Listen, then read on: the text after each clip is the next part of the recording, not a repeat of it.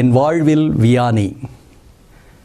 இயேசுவில் அன்பான சகோதர சகோதரிகளே, புனித ஜான் மரிய வியானியின் வாழ்விலே நான் கற்றுக்கொண்டவை அவரது எளிமை மற்றும் பொறுமை.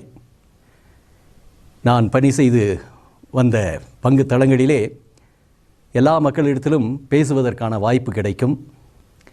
நான் பழகுகின்ற பேசுகின்ற விதத்தினை பார்த்து அவர்களும் என்னிடத்தில் வருவார்கள்.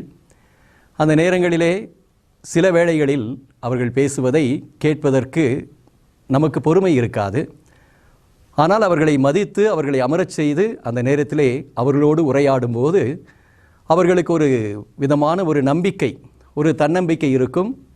குருவானவர் நாங்கள் சொல்வதை கேட்கின்றார்.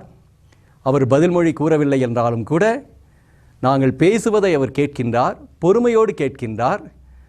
அதே நேரத்தில் ஒரு சில ஆறுதலின் வார்த்தைகளை கூறுகின்றார் என்ற ஒரு நம்பிக்கை பிறக்கும். ஜான் மரிய வியானியின் வாழ்விலே பலதரப்பட்ட மக்கள் வந்தார்கள். எல்லாரையும் அரவணைக்கின்ற ஒரு பக்குவமான மனநிலை அவருக்கு இருந்தது.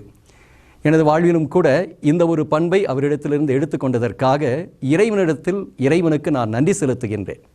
உளமாற மனதார நான் நன்றி செலுத்துகின்றேன். என்னை நோக்கி அநேக மக்கள் வருகின்றார்கள் என்றால் அவரது வாழ்விலிருந்து கற்றுக்கொண்ட அந்த எளிமையும் பொறுமையும் மட்டும்தான் அநேக மக்களை கவர்ந்து இழுக்கின்றது.